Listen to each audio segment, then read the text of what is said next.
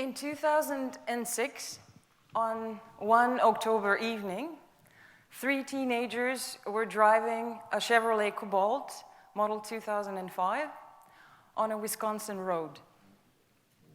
When they tried to make a turn, their car suddenly veered off the road and then ended up in a telephone booth and some trees.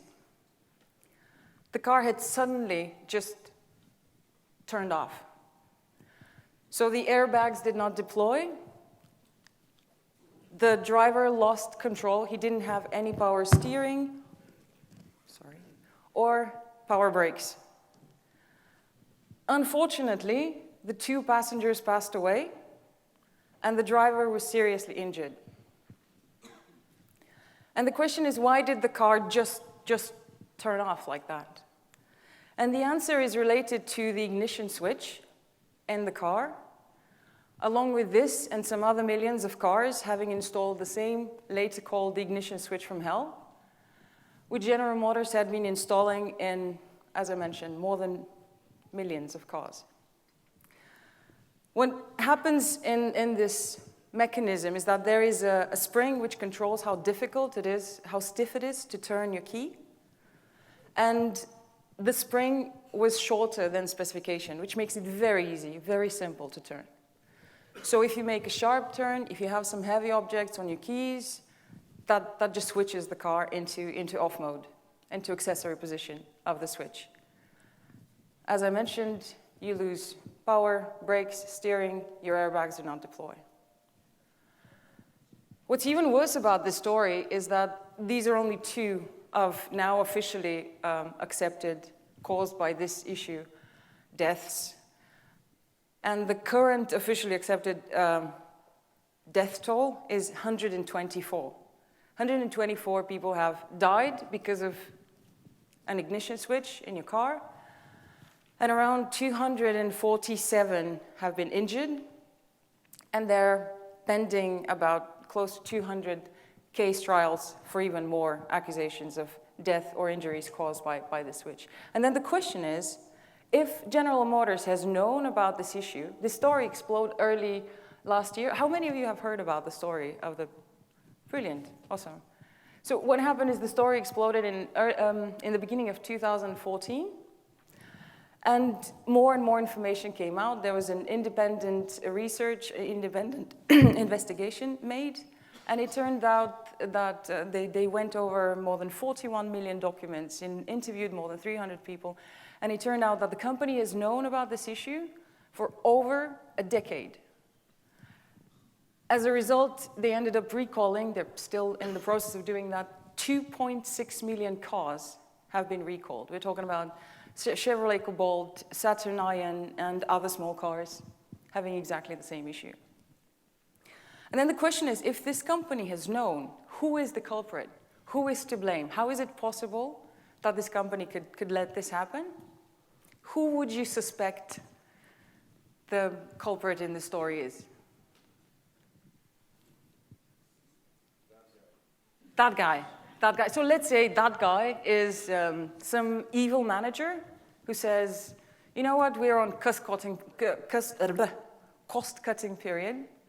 And because we want to cut costs, we say, you know what, it costs 57 cents to add a new part, but all the recalls, all the hustle, maybe we could just solve it in court over a few cases, it's going to be fine. Then we could say, what if it's some evil engineer who says, I'm hurting people, but it's okay, I'm doing my job, it's all safe, it's all sound, right? The independent research actually shows that there is no foul play. Nobody did this on purpose. And by their own admission, by General Motors' admission, it's culture. The culprit in this story is culture. A culture of silos, where information doesn't necessarily connect very well together, and a culture in which you don't dare speak up because you want to keep your job safe. And we have tragic situations coming solely from the basic assumptions of our culture. And then the question is, if culture is so powerful, how can we handle it? Today, early in the morning, we had these examples where people stood up, and some of the stories they shared were solely related to culture and how difficult it is to get across, how difficult it is to change some basic elements into it. Because what happens is we come up with a plan. Some of the stories were exactly of that. We come up with a plan. We say, this makes sense. This is smart. This is rational. We're going to achieve it. We plan it. We just forget to take culture into consideration. So we end up failing. Put in much better words and in a much simpler way is Peter Drucker saying, culture eats strategy for breakfast. It's a very short way to just say, if you don't see it, if you don't pay attention, if you don't understand it, whatever you try is very, very highly prone to fail. So I've been talking about culture, and in the morning we talked about culture, and then the question is, what is culture? What would be a definition for culture for you in your organization? A group of beliefs, understandings, values, practices. What else? If you try to come up with a snippet on the spot, like with a short sentence for it. Accepted behavior. Fears. Very, very important part of it. Atmosphere. Shared value and belief system. Shared value and belief system. Transparency. Transparency. Reacting, how we react to problems. Yeah? Excuse me? Incentive models. Incentive models. Okay. Examples, which we follow. So one of the snippets that recently was reiterated by DHH, the author of, it's Twitter, DHH, author of Ruby on Rails and CTO of Basecamp, David Hansen, he said, culture is what culture does. Because all of these examples, while some of them were more static, they were more concrete, describing the status quo today, in effect, culture is what happens. The next one I really like is what happens, the way we do things around here. It's just the way it is. It is difficult to explain. It's this long list of words that we just shared, and yet it is just how we do it in our concrete environment. My most favorite, what we do when no one is looking. So that is, I'm sorry, when you sit in your cubicle, when you sit in your open space, when you sit in your office, when you work from home, what are you actually doing? What is the drive? How do you feel related to your project, to your product, to the people you work with, to your company? And I strongly believe that our first step to understanding culture is to try to express it. Try to find words to verbally describe it. Try to find visualization ways to show it. And I'm going to share with you today 2 models, which you could also use as tools. And I sincerely hope that they help you in showing your culture and understanding it. The first model, I've used an iceberg metaphor. Simply because it's a nice metaphor of showing that there's some stuff on the top that we see, and there's a lot on the bottom, which usually sinks the ship. And the model is a model by Professor Edgar Schein, a former MIT professor, who splits culture into 3 layers. And he says, the most visible one on top is artifacts. He calls it artifacts. So this is what you observe, see, feel when you first come into an environment. When you first come into a company, you see how people are dressed, you see the products that they have around them, you see the architecture of the environment. You get this massive amount of observations of how things are set up. While these are very simple to observe, they're actually very difficult to decipher. And you could probably come up with examples which you could see similar setting of desks, but that doesn't necessarily mean that these people work in a similar way. So you need to go deeper. And then we have the layer number 2, or the deeper level, is past values and beliefs.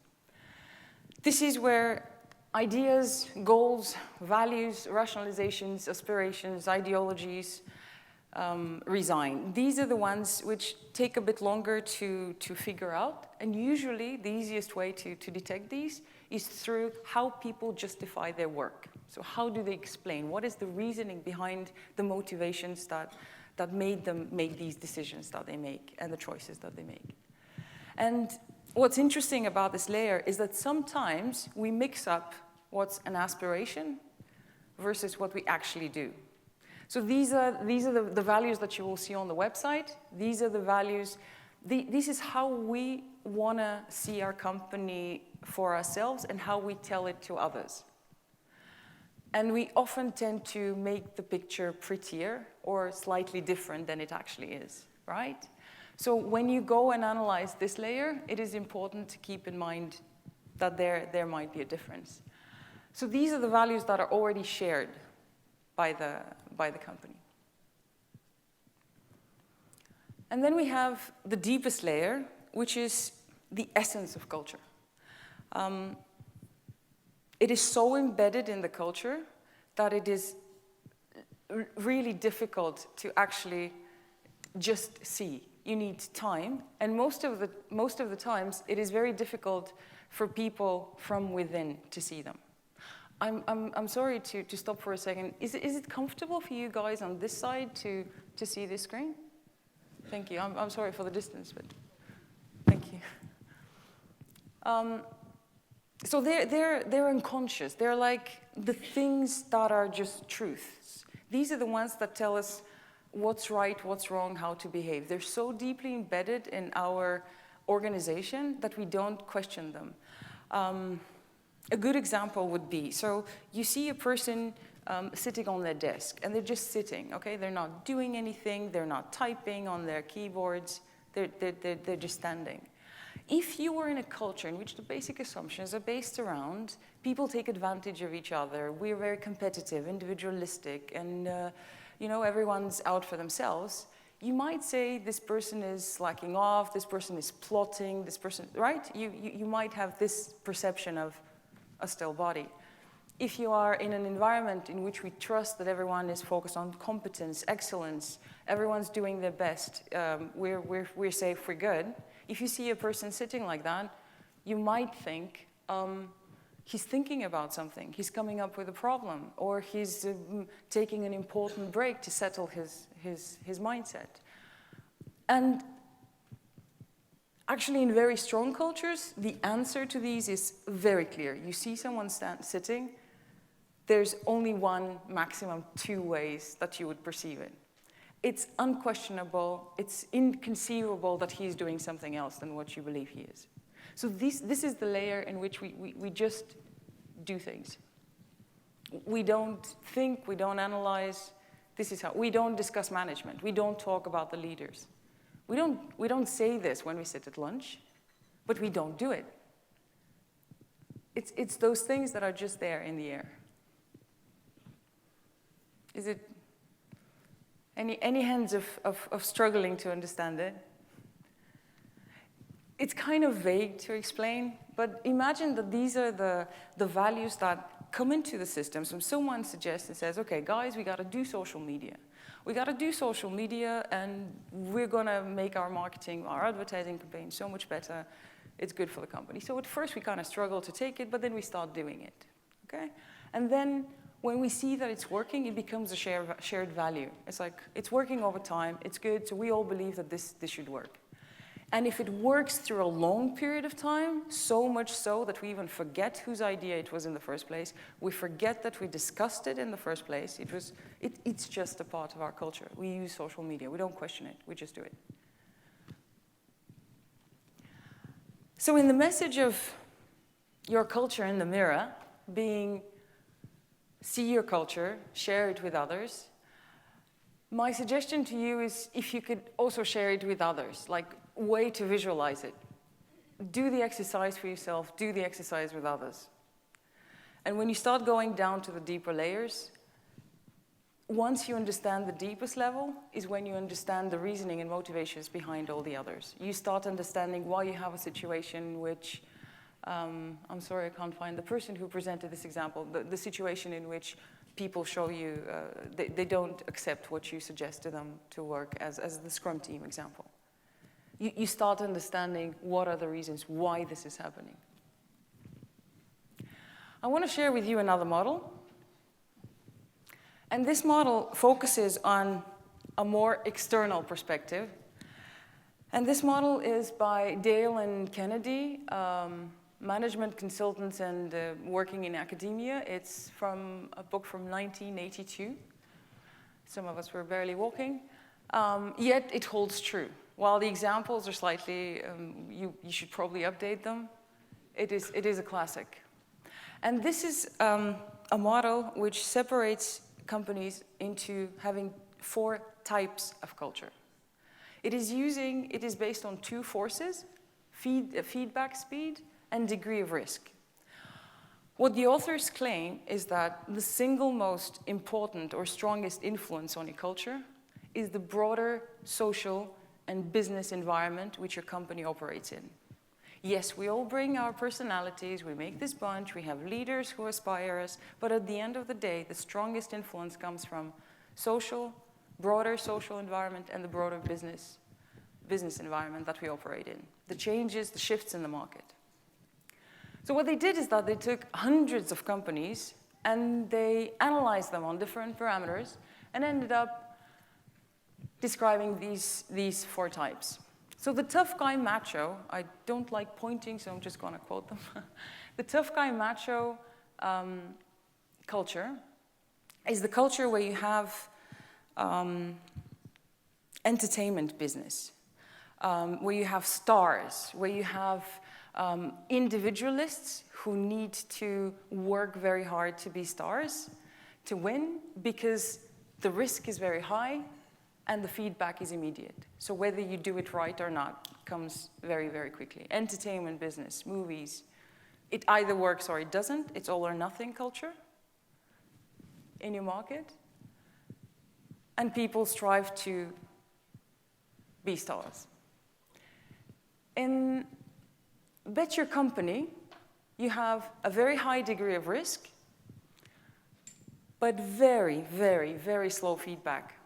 So these are the examples of cultures in which you might invest millions or billions of dollars into a very long project, and for years even, you might not know whether the decision you've made are good or bad.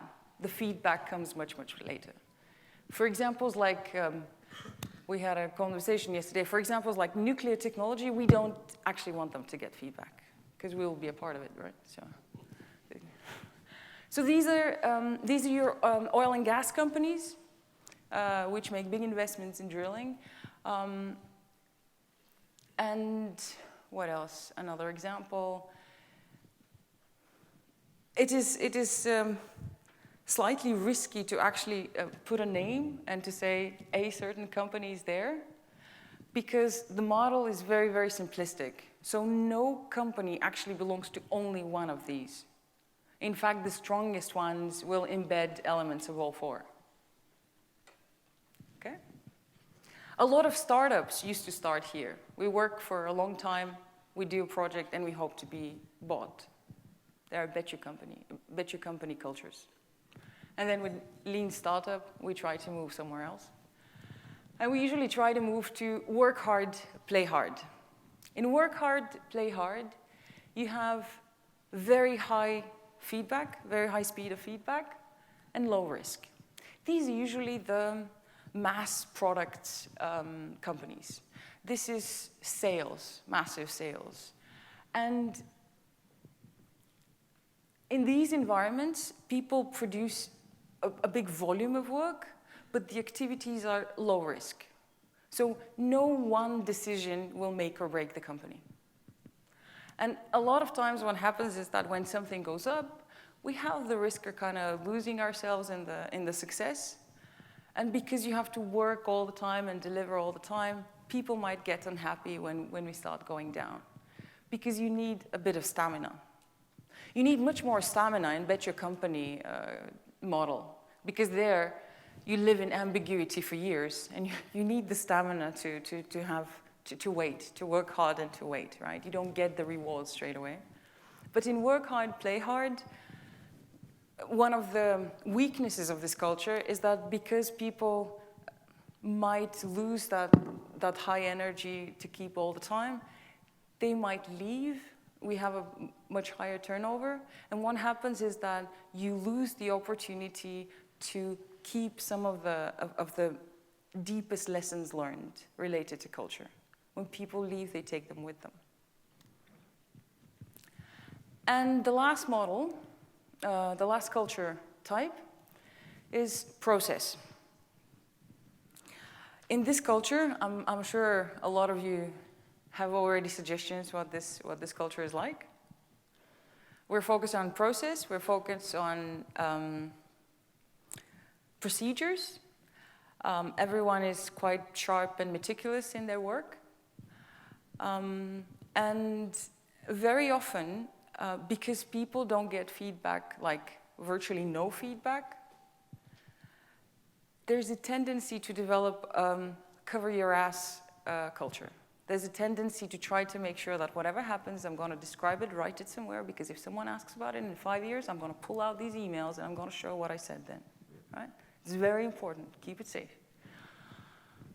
And we tend to very easily dismiss these cultures because we're like, oh, they take so long. These are all your governmental institutions. These are places in which you need to follow procedure. You need to make sure that the result is the predicted result. This is what we expect to happen. And in these cases, the thing to remember when you observe these elements is that these are actually the ones that make the world work for the rest. These are the ones that make sure that the things that are more critical have some solution and the answer is predictable. So as I mentioned, the strongest cultures are the ones who can respond to market change. They're the ones who are resilient. I didn't mention that before, but it sounded cool. The ones that are resilient to market shifts. And one thing is for sure, markets will change, right? So I would ask you now to take a few seconds and try to figure out where your company is. There might be departments in various companies, microcultures. So please take some time.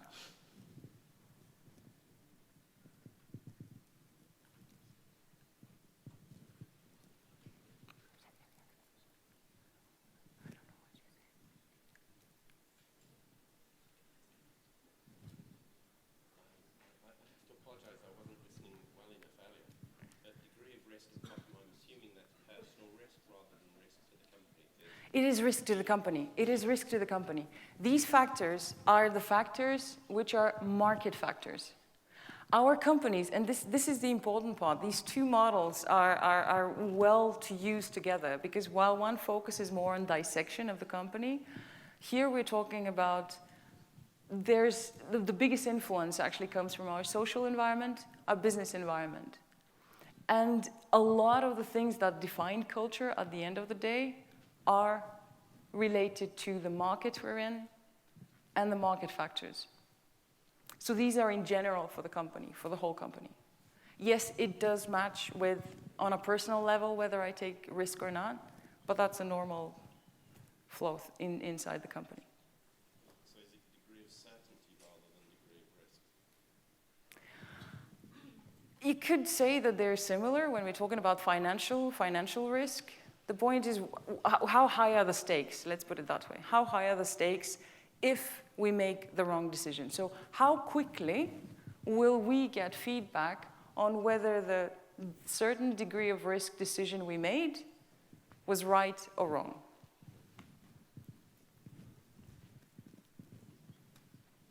Any other questions, maybe? Lower left-hand quadrant is where finance would sit in most companies, process and slow. Lower left, yes, process, absolutely. Accounting. How would you advise on interacting? So different departments in the company I'm in, they sit in different quadrants. which is great. But how do you interact when you come from, say, a culture of work hard, play hard, but the blocker is the department that is low and slow and process orientated? Should you speak their language, or should you try and bring them towards you culturally? I couldn't thank you more for this question, Sure. because I want to go to that, which is work with your culture, and your question being, how do we interact with the others? So my advice is try to work with your culture and try to understand it. And once you understand, especially these microcultures, when we go to finance decision maker and we say, I want to do TDD because it makes my code better, that'll be difficult to understand, right? So my advice would be, without any intention of manipulation, is to try to understand these cultures, to try to understand what is valued there and how you could find the right communication. So yes, I would say the simplest answer, which again, it depends on the situation, but the simplest answer would be, I would try to speak the language.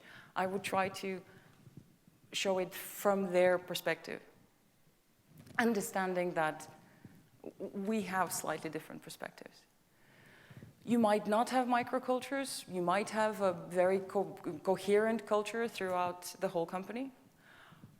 But it is important to work with culture rather than just fighting and working against it or around it. Because for these guys, we're talking about survival of the fittest.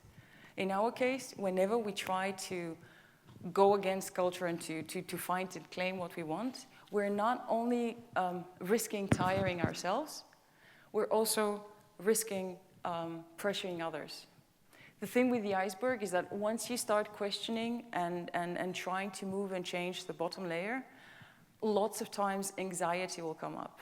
So the idea of the culture and the mirror message is, once you understand it better, you will know how to operate inside it, and hopefully you will be more comfortable in changing it or shifting it, either internally or throughout the model of different cultures altogether.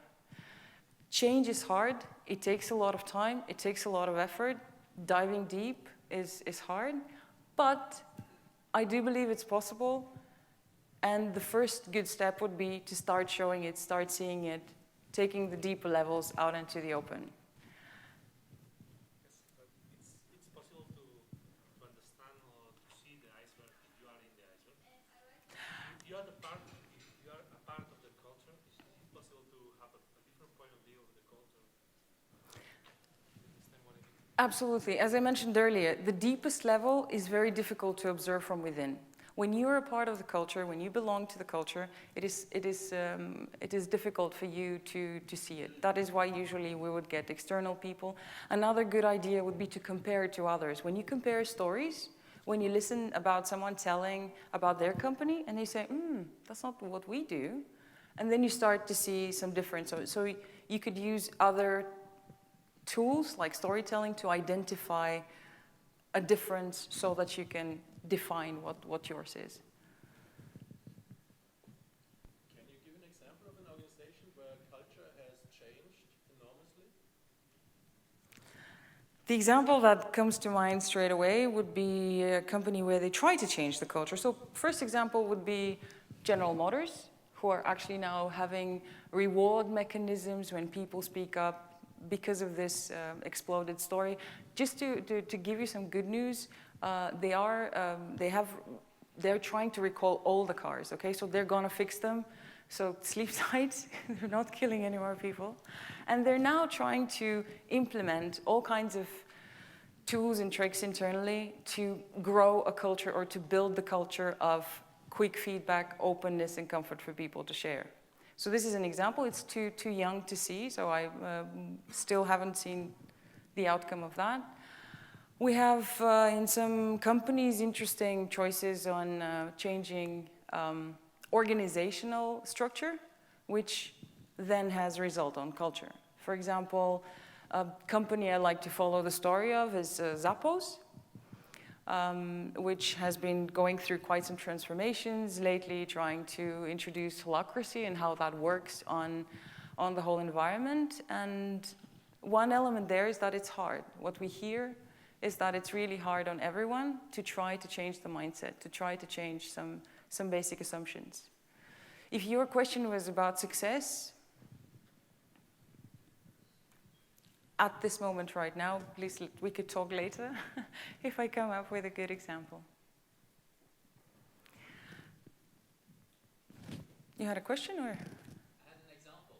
Yeah. I think when Toyota took over the GA structure num, or I'm not sure the exact name, they changed the fabric or plant the complete a culture with the exact same people. So they were able to do that for a short number of time. I don't think it was successful longer term, like 10 years. I think you're talking about the new me? Yes. Yeah.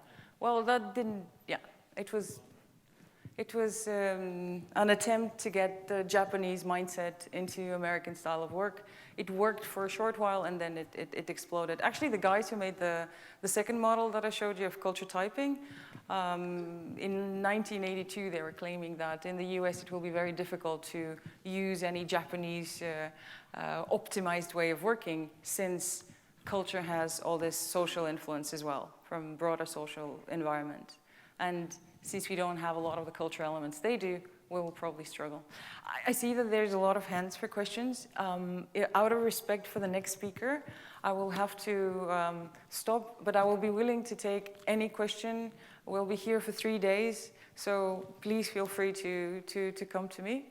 And I want to thank you once again. The wrap-up is basically, culture is powerful, and make your culture visible, so that you can work with your culture, whether you want to improve it, you want to make it better, stronger, you want to change it, and succeed in adapting to market change. Thank you very much. Thank you.